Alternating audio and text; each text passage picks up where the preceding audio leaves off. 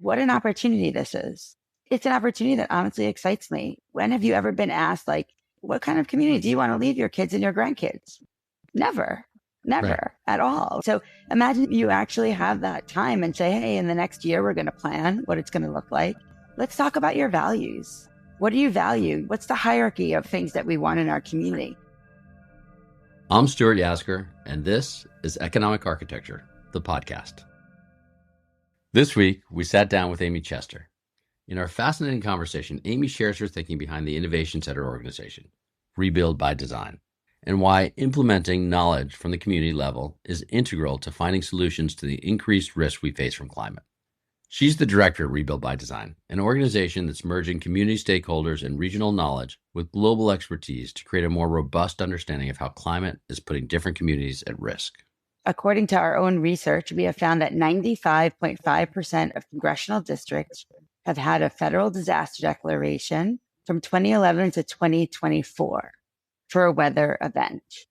95.5% of congressional districts. So what that means is that the problem is that we are all experiencing climate change right now. In the week we taped this conversation with Amy, she had just launched the Atlas of Inspiration.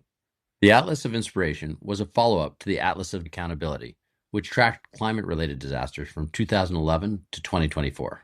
From stormwater to heat-related disasters, her organization created a series of atlases to give people firsthand access to look up their own county, the history of climate disasters in their county, and to connect with their congressional district member to follow up for further information. Whether you're red state or blue state, whether you're rural or city, all of the incredible mosaic of what makes America America needs to be addressed in how we respond to climate change. It's really an invitation for people to learn more about projects that have been effective and a call to action to replicate them in communities across the country. It's interesting because maybe your listeners know that the federal government has never given a disaster declaration for heat. So even though heat is the number one killer, the federal government gives disaster declarations for different events that have an economic impact, not a mortality impact. So if you were to actually look at all the other places that have had or have experienced heat waves, it would probably go up to be even higher. So I run an organization called Rebuild by Design, which was started by President Obama's Hurricane Sandy task force. So we were first in the aftermath of Hurricane Sandy. And the idea was to look forward. So as you may see in the fires, in different hurricanes and situations, people are really eager to get back to exactly what it was like before. But we realized during Hurricane Sandy that there was no before. Everything is now after. So the task force set aside $1 billion of disaster recovery funds of the approximately $65 billion and did a call out for interdisciplinary teams and said, if you come and work with communities and local governments on the ground, and if you develop something that would have not been done before, and if it will address multiple challenges and have multiple benefits, we will give you money for the first phases of those projects. So 10 teams worked with us around the region and worked with many other organizations and local government and experts. And they developed projects that were then brought to the public and basically asked, do you want to support this? So at the end of the process, 7 teams were awarded to their projects $930 million. So that's from 10 million for one team to up to 335 million. And this was back in 2014. So $930 million to 7 projects in 2014 has now become $4.5 billion of investment into these projects. Wow, that's amazing. That's quick math, 5 times over. That is unbelievable. Yeah, and I'd like to explain it in a way that I hope that communities can really understand that if you have a big idea, you may not have the money for it right away, but big ideas attract dollars. And if you have a project that has a lot of support on the ground, that support will stay after funding cycles, after funding cuts, after, new mayors and governors come. It's the people that want the projects, and that will attract money. So it's actually really interesting. It's actually a really interesting kind of experiment of what happens when you have a big idea. Yeah, I think it's a wonderful example because all too often problems are enormous, but then people really, in trying to address a problem, they're worried about what's possible. So then there's a temptation to shrink the idea, to shrink the size of your aspirations. But as you point out, if you come up with an idea that really rises to the magnitude of the problem, like that itself can serve as a magnet to help attract the resources that you need to get it done. Yeah. And most governments are scared to put out a big idea because they know that they won't be able to implement it right away. And we looked at this as an entire generation. We even got pushback from governments to say, oh, please don't put the biggest idea out there because we don't want to be held accountable. And we didn't and listened to them at the time. But then fast forward, and during the Biden administration, there was a lot more money floating around for infrastructure. And the bigger idea could have happened if it was out there. Right. The idea that there are communities on the ground post Sandy that understand what their risks are, that are working hand in glove with local governments, with experts from around the world, have resulted in some really great infrastructure projects that now you come to our region and sit and feel, and you will be completely surprised at its flood protection as well. It's a powerful teaser, right? You're just talking about a big idea, and that it's now grown to nearly $4.5 billion worth of investment. How do you articulate what the big idea was? The big idea is to do anything except a wall, so that communities do not need to be walled off from their waterfronts or from each other, but instead let's build infrastructure that can have multiple benefits, like a park or like a street. So I'll give you an example. Hoboken is right across from New York City, from the west side of New York City along the Hudson River. It is, or it was at the time, the fourth densest city in America. It's 1 mile by 1 mile. So it's approximately a square, but not necessarily a full square. And the back of it was filled in over time because it was actually an island.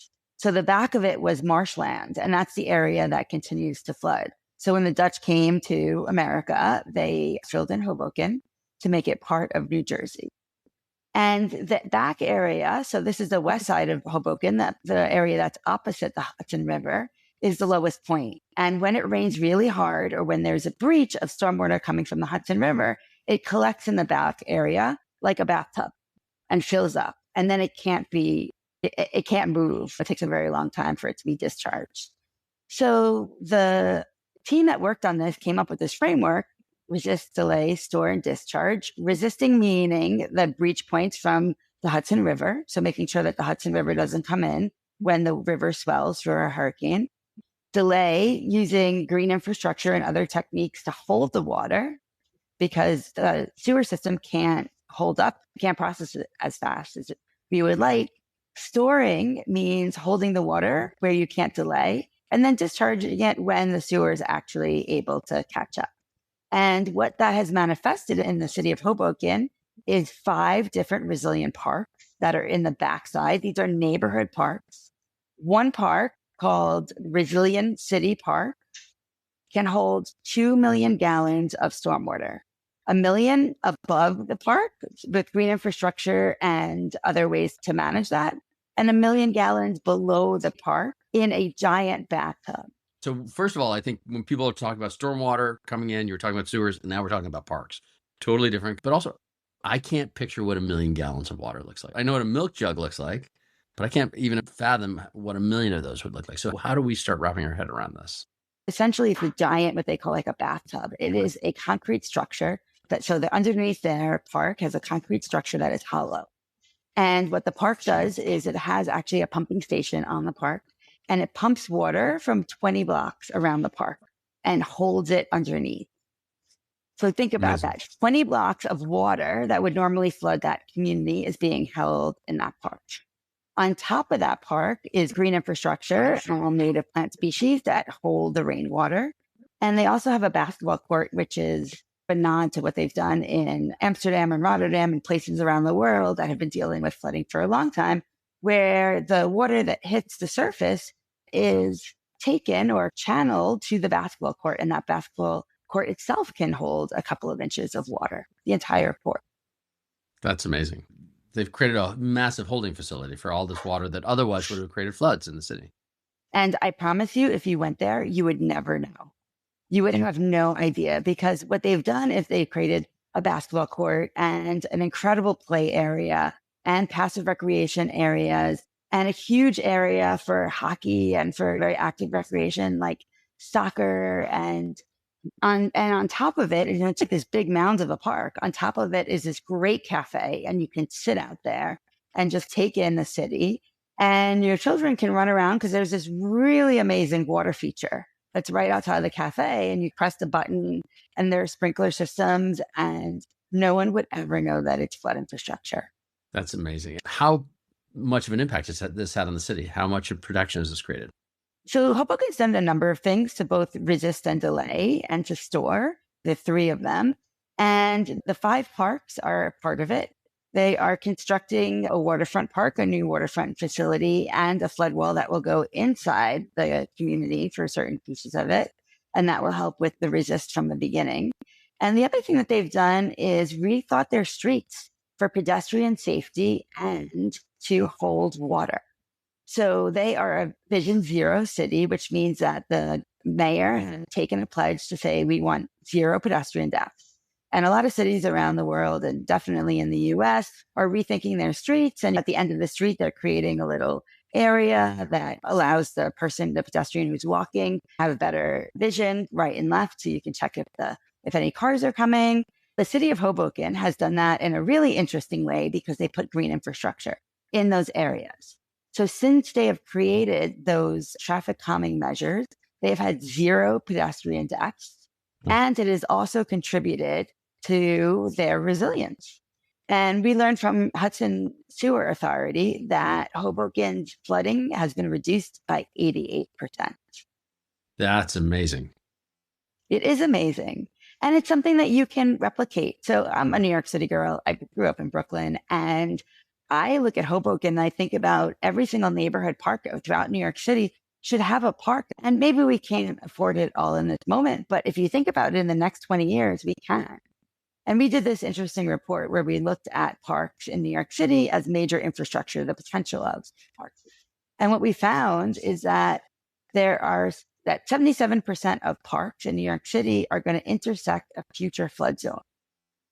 Not only to think about flood protection, but also to think about it as community infrastructure, also to think about it as traffic calming measures. You layer all these benefits in, you put a lot more trees, a lot more green space. Not only does it hold the water, but it calms people. You have better mental health. You have better physical health. It cleans the air. And attributions can go on if given the moment to think about it as a way that you're thinking about a future measure. What do we need to do for our future?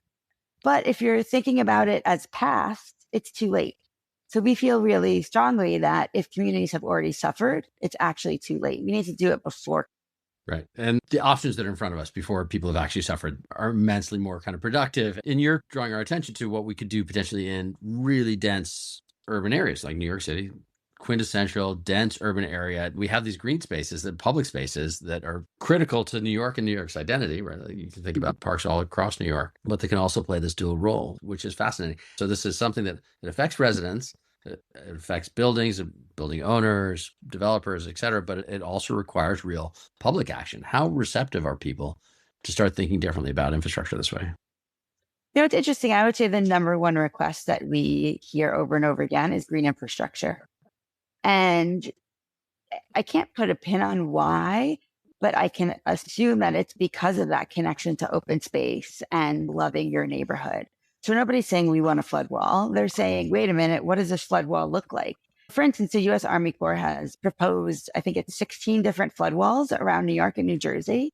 And we held this kind of interesting teach-in, and we asked the community organizations that live near these flood walls, what would you need to learn in order to take part in this kind of public conversation about whether you want this or not?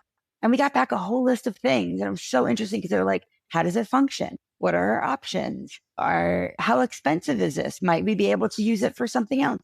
And they're just extremely intelligent questions that you would obviously ask yourselves, or your neighbors would ask yourselves.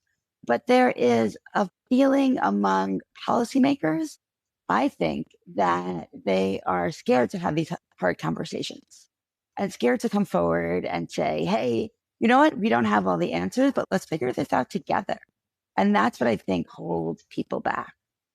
That's interesting. So on the policymaker side, you're seeing kind of a lack of that kind of executive will to lead and take the reins. It's very hard for an elected official to say that they don't know the answer. Think about that for a second. I can't think of a time in our political history where the president came up and said, I don't know, actually know what we're supposed to do now. Instead, they say, oh, here's what we're going to do. We're going to retaliate by sending troops in, or we're going to retaliate by, building infrastructure or whatever it might be. But you don't really take a beat and say, let's think about this. And that's really what Rebuild by Design did with Hurricane Sandy. I think it's really interesting. Can I pull together maybe a couple of different threads that you said, though? Because just listening to you right now is making me rethink where my thoughts went when I heard you talking. Because in some ways you said, look, when people have already suffered, it's too late. And it's too late to stop what has happened.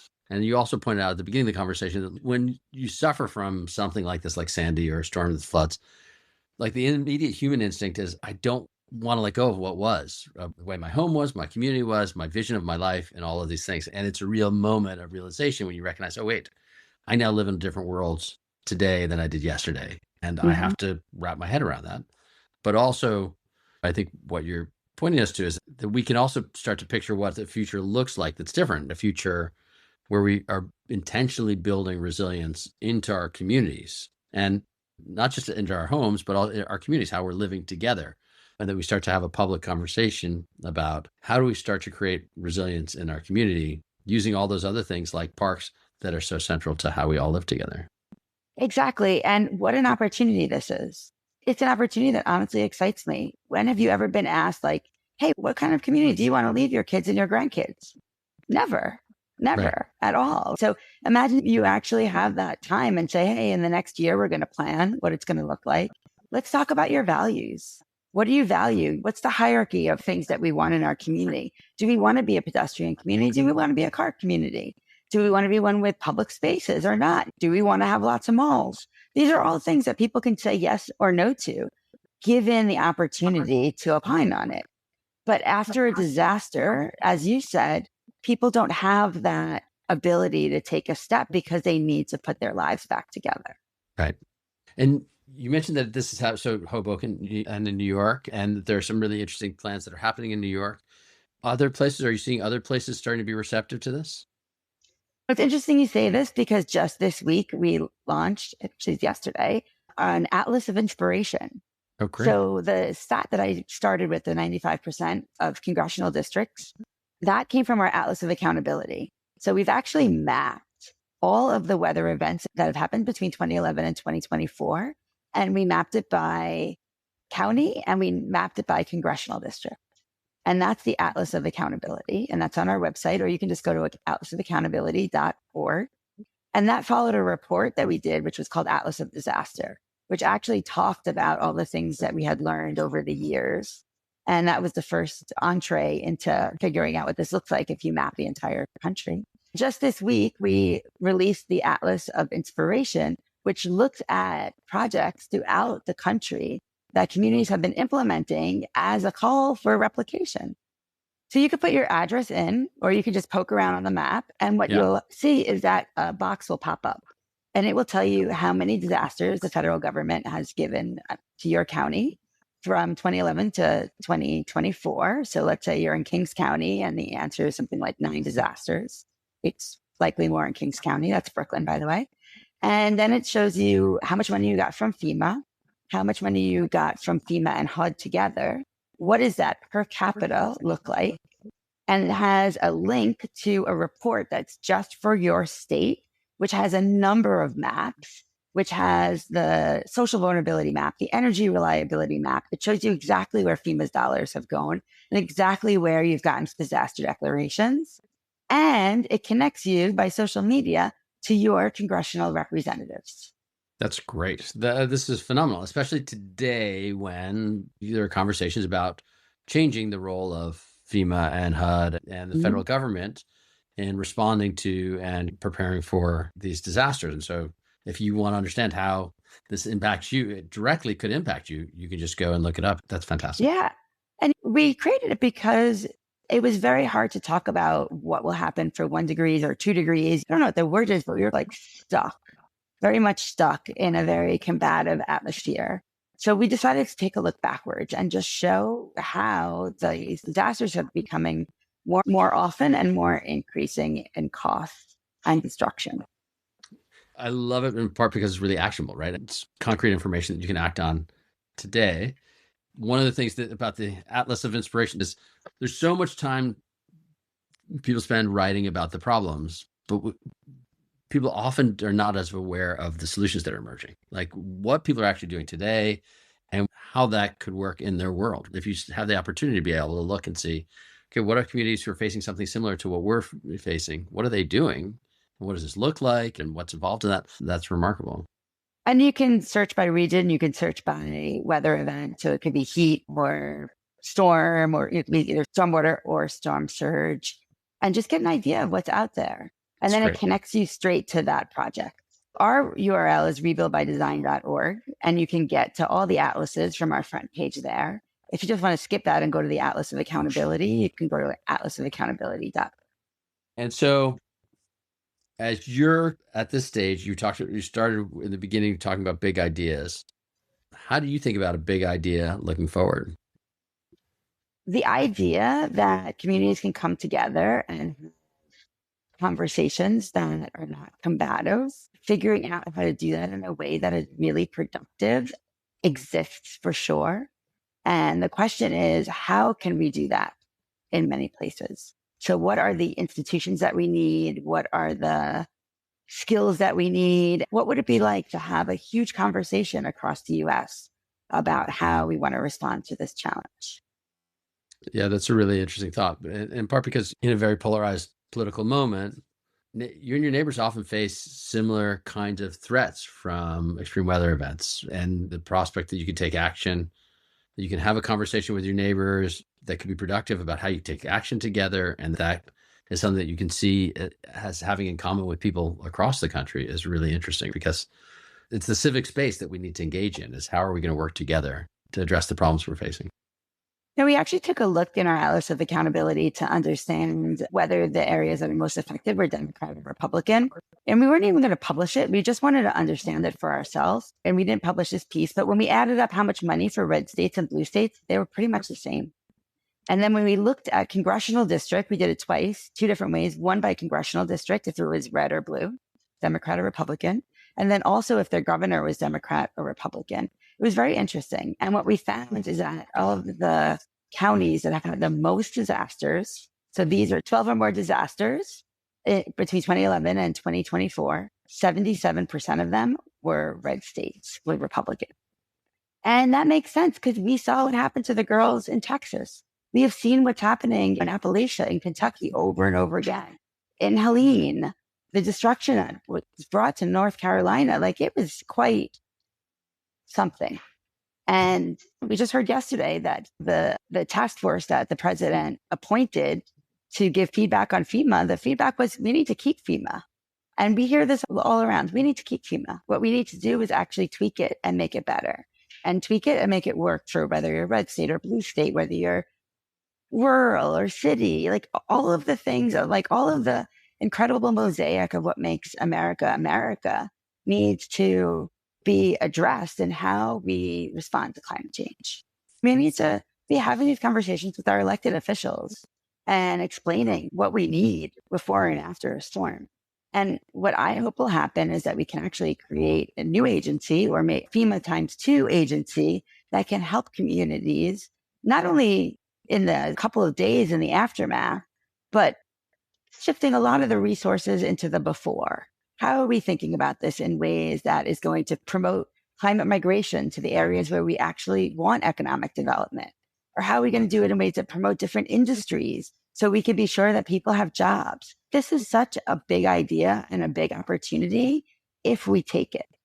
Yeah. And I think that as we're doing our work in economic architecture on this, we're seeing so many kind of innovations that are just developing. Like when something happens, we need a response, obviously. But to the extent that we can start to move resources to avoiding the disaster from ever occurring, the better off we'll all be. And that's a space for incredible innovation and really large potential on public policy, market-based across the board. You've already touched on what the next question I'm going to ask you, but if you're a person listening to this, you recognize, okay, how important this is. Over 95% of the districts across the country are experiencing this. What can people do? What's an action step that they can take? Go to Atlas of Accountability, print out your state's maps, and bring it to your neighbor. And ask them, what could we do about this? That's a great way to invite people to start doing things together, to building that civic conversation that we need. Amy, this is fantastic. Thank you so much for taking the time to speak with us. It's amazing to hear about how your work has continued to evolve and grow from where it started. I really appreciate it. Thank you so much. I think one of the things that I take away from my conversation with Amy is the importance of starting a civic conversation about these issues, maybe a civil conversation about these topics. How do we find more bipartisan support on the issues that we think divide us? Amy's innovation gives individuals the agency to understand their climate and their communities better. Ultimately, our work at Economic Architecture is not only to change how markets can work better to help each and every one of us live a more fulfilling life, where we are able to contribute to the world with our fullest potential, but it's also reminding us about the agency we have. The agency we have to be part of change, to be agents of change, and ultimately, to be part of the solution. I'm Stuart Yasgur, and this is Economic Architecture, the podcast.